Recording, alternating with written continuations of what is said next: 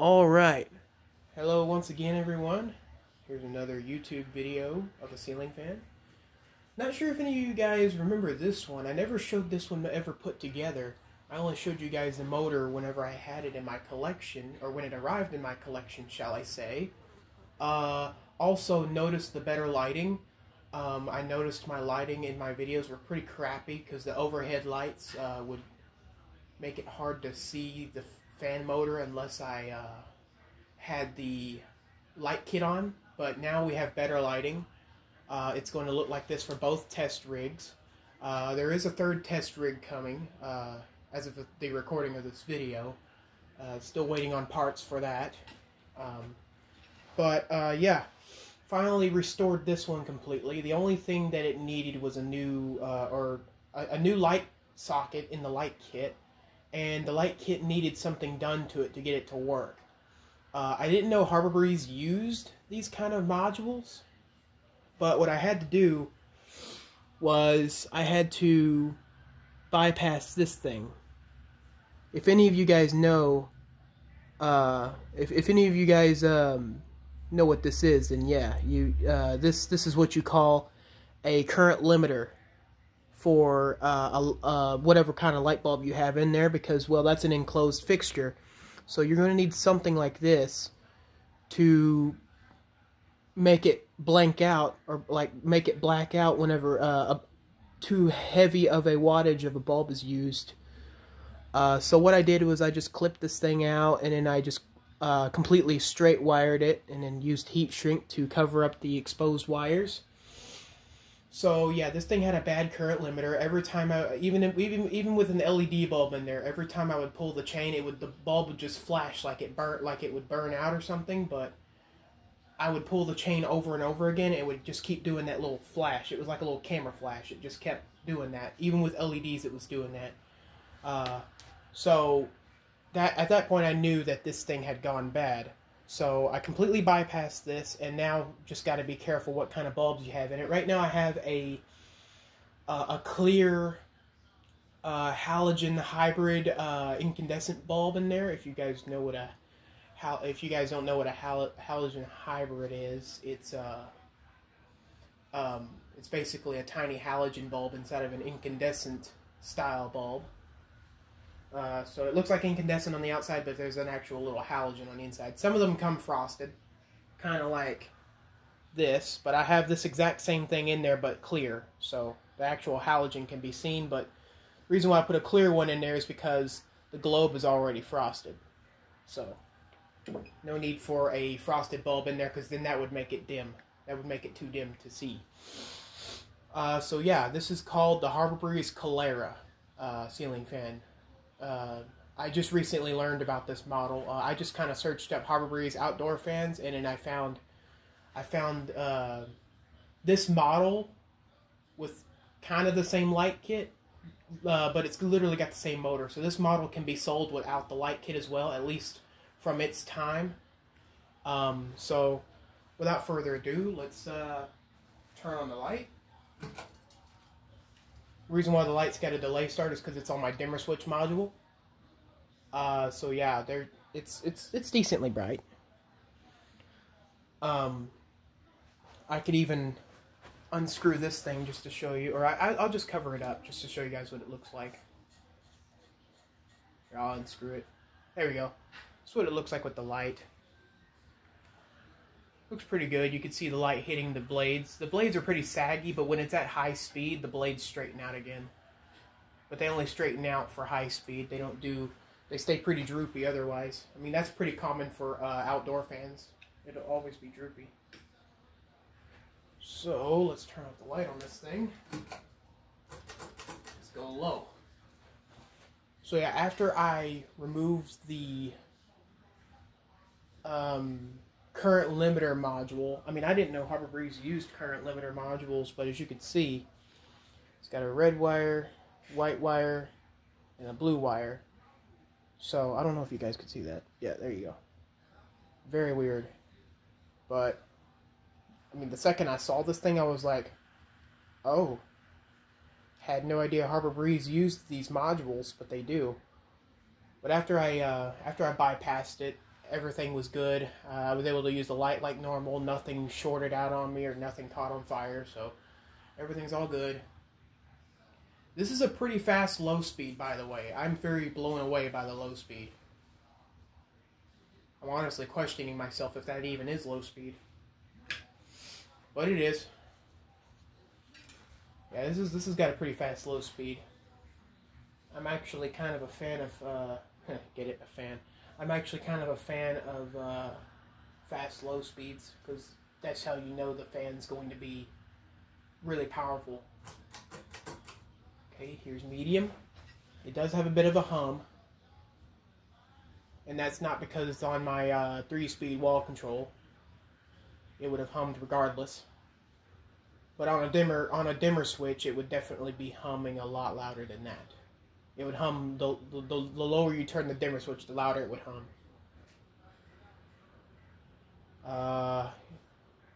Okay, now I'm really starting to question that was this thing even on low? That looks like high. Well, I know this thing's powerful, but I don't know if it completely skipped over speed or what. I clearly pulled the chain. Hang on a minute. Alright, so, well, there's presumably medium, I guess, according to my chain. Oh, that's high. Okay. Yeah, this thing's got fast speeds. And it's blowing bags everywhere. It wobbles a tiny bit, but it's not bad. So again, this is the Breeze Calera. And it's got those quick connect blades on it where you hold down the pin and you just slide the blade into the notch. And then the pin clicks up behind the blade where it holds it in place. And as you can see, well actually no, I don't know if you guys could see that, but the blade's just straightened out. Now it looks a little normal. This has got to be my fastest outdoor fan I have. This thing is powerful. I knew this thing was going to be powerful the second I just tested the motor, because the motor had a lot of torque. And it hummed pretty aggressively without blades on it, so I could tell this thing was going to be powerful. The motor itself was a little off balance. I ran it without any blades on it and it kind of shook, so in terms of counterweight in the motor, it's not the best balance. Let's turn that light back on, shall we? Let's turn off my other light here. Show you guys the dimmer. That's lowest. That's medium. That's max. So with the light all the way down, you can see it's just got a little amber glow there.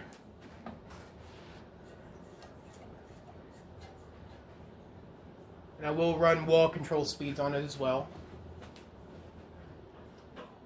Man, this thing is just roaring on high. Okay. Now let's do reverse. So, carefully now, I'm going to reach back there and find the reverse switch. Unlike a lot of my other outdoor fans, this one was not very heavily weathered. So the reverse switch actually works on this one. So let me just give it a little help there. There we go.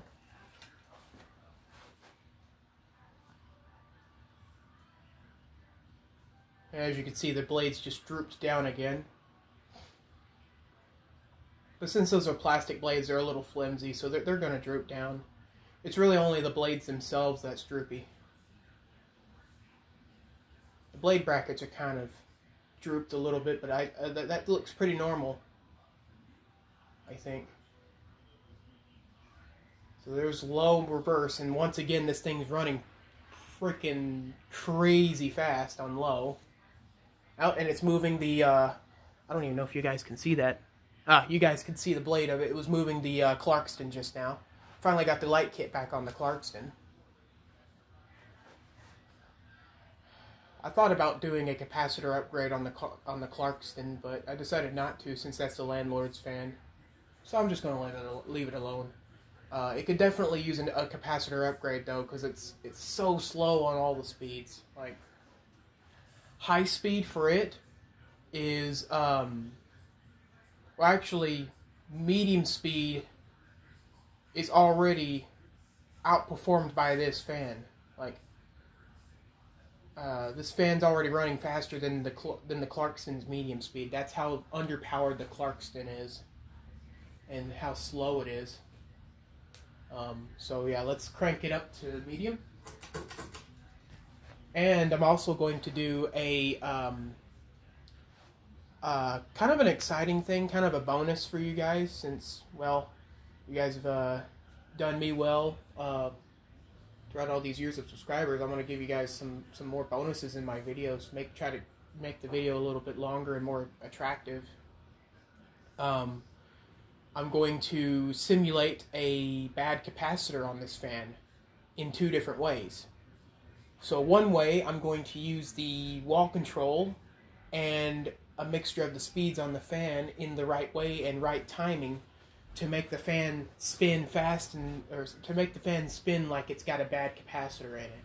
Like, off camera, I'll be messing with its wall control, but as I'm pulling with the chain, like if you didn't have any audio in this video, you would think that the capacitor had just gone bad on this thing, how I would be messing with it. But you guys will see what I do, or you guys will see how I'm going to do it. And then the other way to simulate a bad capacitor is the way where the fan just doesn't start on its own. I'm going to put the reverse switch in the middle, so that way it just hums, and then I'll give it a push, and you'll see it. It'll kind of still go. It eventually will come to a stop, though. All right, let's go to high on reverse. Hum's a little louder on high reverse. I just heard it kick to a louder hum.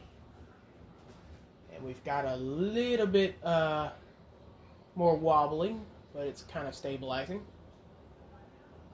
Boy, I know that Clarkston really wants to move past that light fixture of mine. It hit the light fixture up top. And of course, it's moving so much wind. Like, here, let me move the Clarkston back a little bit. Oh man, there's even resistance with the Clarkston. So yeah, let me move the Clarkston back, and you'll see it. It'll go right back the other way, like it was on reverse or something. And it hits my light fixture. Okay. It's going to hit it even worse whenever I raise the trusses up, because I'm going to raise the trusses up a little bit so I don't hit my head on the blades from these fans, because sometimes I leave them installed overnight, and I run them overnight sometimes because I don't want to overwork my shop fan. So yeah, there's high speed reverse, so there's all the reverse speeds. So that's it on updraft. Won't be showing it again. Okay. Or at least not in this video. Not sure when I'll ever show this fan again. Maybe if something else breaks on it and I'll just make a video of it. I mean, the only thing that needed work was from the light kit down. That was it. For a little while there, I had a switch cap on this thing. I took the switch cap off the light kit itself because I needed to work on just the light kit. So I just put the switch cap on it so all of its wiry guts and stuff doesn't just hang out. I probably should have done that with the Hampton Bay gazebo while I was working on its light kit, because I was bending all the socket brackets back in place because the socket brackets were so bent out of place. If you remember one of the last videos I made of it, one of the sockets were like really bent out. But I fixed that, and I'm glad I took the Hampton Bay gazebo's light kit apart, because there was like some sort of bird's nest built inside of it. I don't know how it got in there, but there was like a bird's nest kind of thing inside of it. There was like hay inside of it. It's weird. Let me actually grab the light kit and show you guys while that's spinning up. So this thing's very dirty, I know, but it's even still got some of it on there. This is the stuff I found in it. It was a lot thicker. I've already vacuumed the stuff up though, so. But it had really weird stuff inside of it, so you can see the sockets are nice and tight now. Remember how loose they were whenever I showed them years ago, or whenever I showed it years ago? It's a lot tighter now. All I did was undid these screws here, and then I popped this cap off, this hub cap, and all that stuff was underneath there, in between this and the back of this. See, this is the switch cap I should have just put on the Hampton Bay gazebo while I was working on it. I should probably put this back on the Hampton Bay gazebo while I remember. But here, let me put this light kit down, and I'm going to show you guys the wall control speeds, and then we'll head the spin down. Alright. Leave that slow. Okay, I'm going to slow it down here. Let's go to low on the wall control. And let's do... just crank it right up to high on the pull chain, and now it's going to run on the wall control. And I will show you guys the combination low on this thing, combining the resistance on the wall control with the capacitor on the fan, making an even lower, like, microfarad or whatever you call it. Does that is lower the microfarad the slower it spins? Is that what that means? I think that's what that means. So yeah, so I'm basically creating a lower number, combining the two low numbers on the capacitor based, and then the whatever capacitor is built into that wall control. If it even has one, it probably has one. It could be a transformer, I don't know, or just a giant beefy resistor. Isn't that what capacitors are? Huh. I don't know. Okay, I almost reached for the chain, and I don't know what I was doing. Here's medium on the wall control. I'm not even sure if showing it on the wall control's meaning anything, but maybe one of these days I'll get a 4-speed wall control instead of a 3. Maybe a 4-speed will make it go even slower on certain speeds. And after the spin down, I will show you guys what to look for if your capacitor is bad in your ceiling fan. So I'm going to simulate a bad capacitor in this thing. Because with a wall control and combining the low speed on the fan with the wall control, you could, if you move the wall control in the right places on each speed, you could simulate a bad capacitor pretty darn easily. And with the reverse switch in the middle there. There's two ways a capacitor could fail.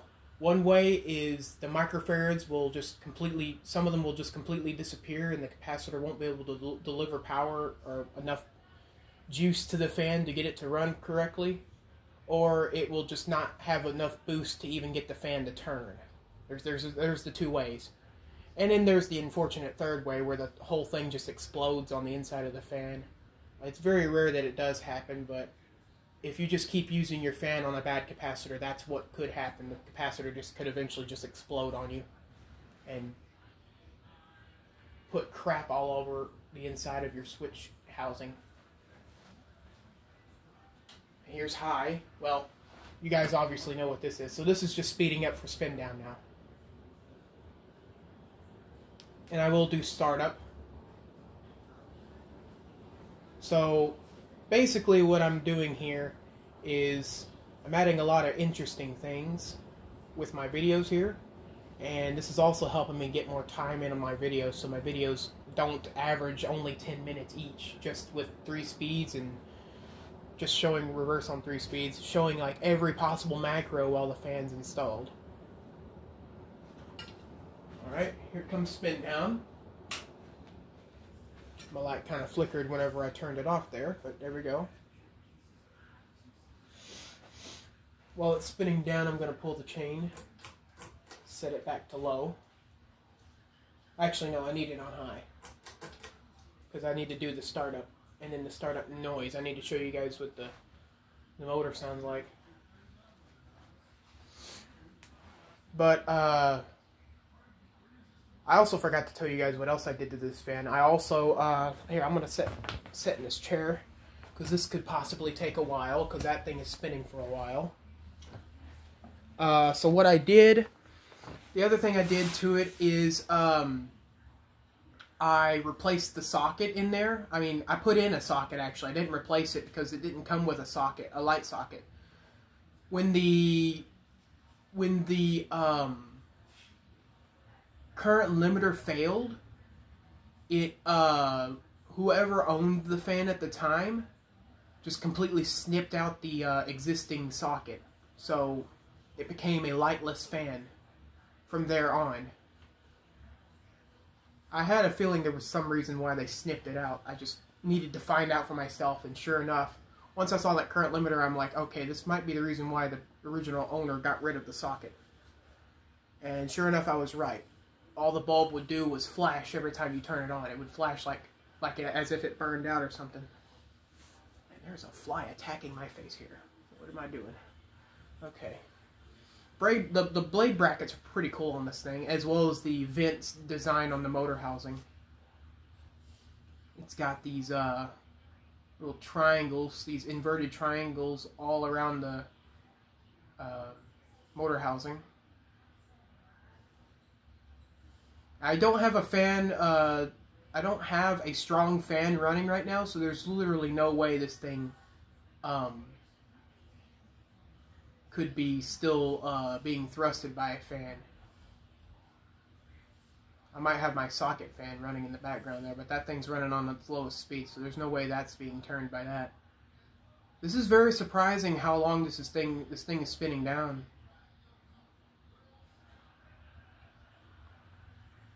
I'm glad I pulled up a chair because this is going to take a while. This might even be an 8-minute spin down, I don't know.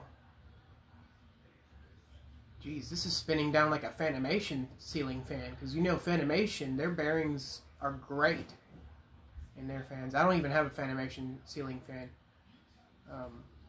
I'm not even sure if I have a favorite Fanimation ceiling fan yet. I haven't looked at Fanimation enough to really get a favorite. If I had to guess, it would be one of their tropical looking ceiling fans with the DC motor. Probably with the comb blades or whatever those blades are called, the giant leaf blades. Because my granny was always attracted to the tropical ceiling fans, and well, so was I. They're childhood fans to me. Yeah, this is surprising. I didn't think the bearings were that good in this thing, but my gosh. This is definitely not the most weathered outdoor fan in my collection.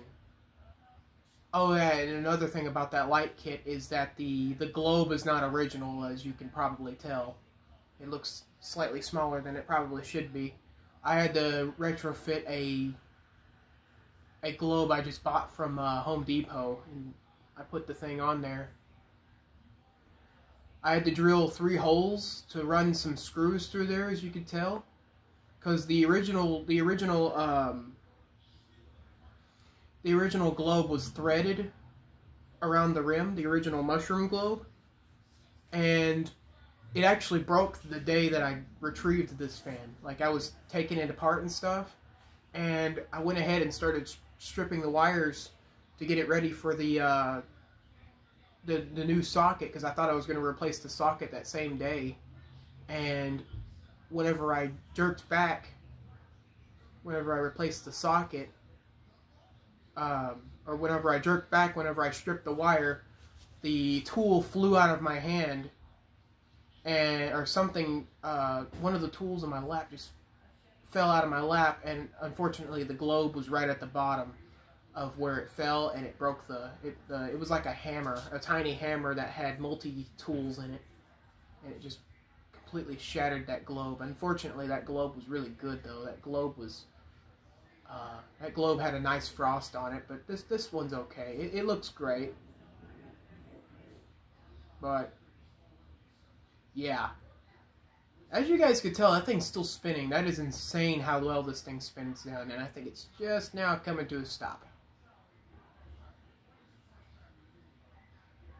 And we have just come to a complete stop, finally. Oh my gosh.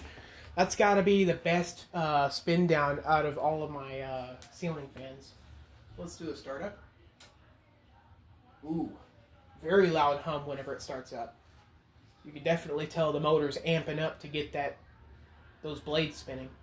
I wonder if it's because those blades are super heavy. Usually the heavier the blades, the longer spin down it could give you.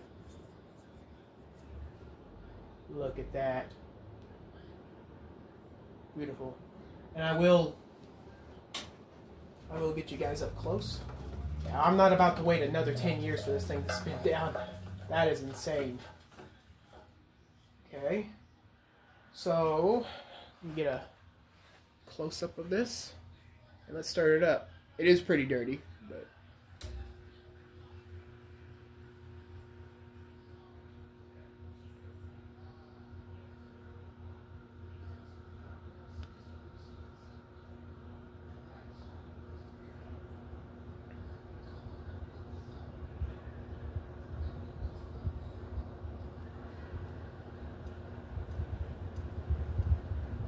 Okay, so we're sped up now. Let me set you guys back down. Hopefully I can get the good camera angle that I had before.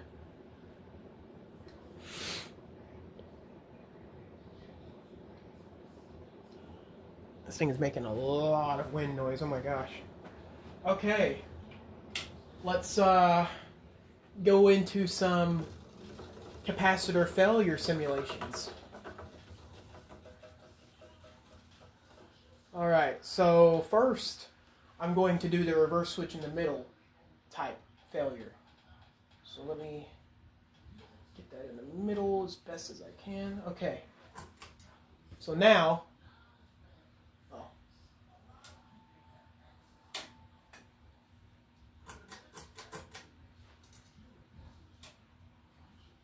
okay, it's humming. You could hear it, it's humming.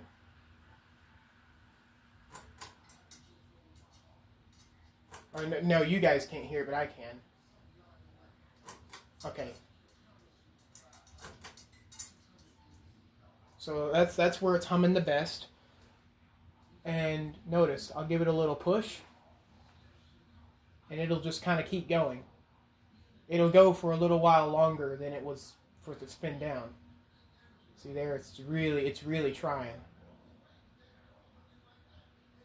You definitely don't want to do this for too long though, because your capacitor does heat up when it's doing this, because it's your reverse switch stuck in the middle, so it's fighting itself on which direction it should go.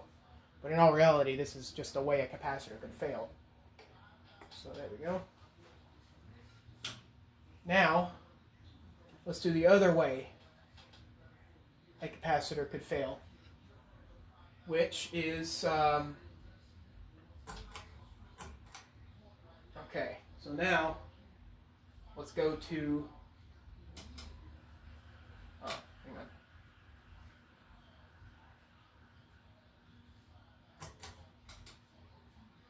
Alright, let's go to low. Let's just say I didn't do anything to any of its wall controls. Let's just say it's on a straight switch. Here's low. And you'll notice it doesn't kick up to speed very fast.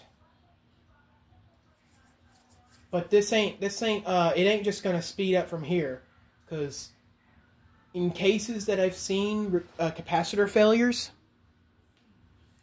it actually slows down on medium and only speeds up just a little bit when you get to high. Low speed can usually sometimes be the fastest speed out of all of them when the capacitor's going out.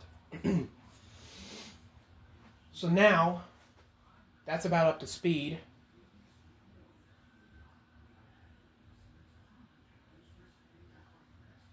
Alright, let's go to medium.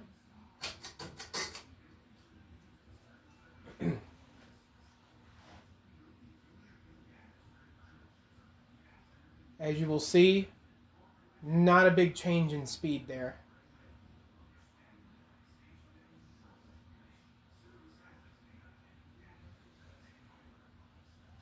It's not even going its regular low speed. And fans will hum really loudly when their capacitor is going bad as well. Let me just add that. So there's also listening for it.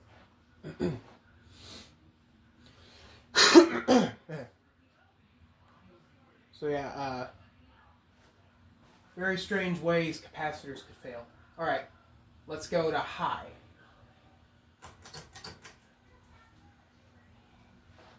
And it's only going to speed up just a little bit.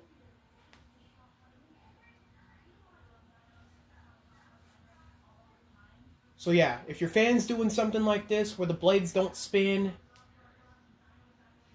any faster than its original low speed was whenever it was working good, then most likely you've got a bad capacitor, or you've got some very bad bearings. Like your bearings are like stiffened. But if your blades move like butter, then your capacitor is most likely going out the door. So yeah, there's that. I'm gonna put it on its medium speed. Actually, no, I'm gonna go to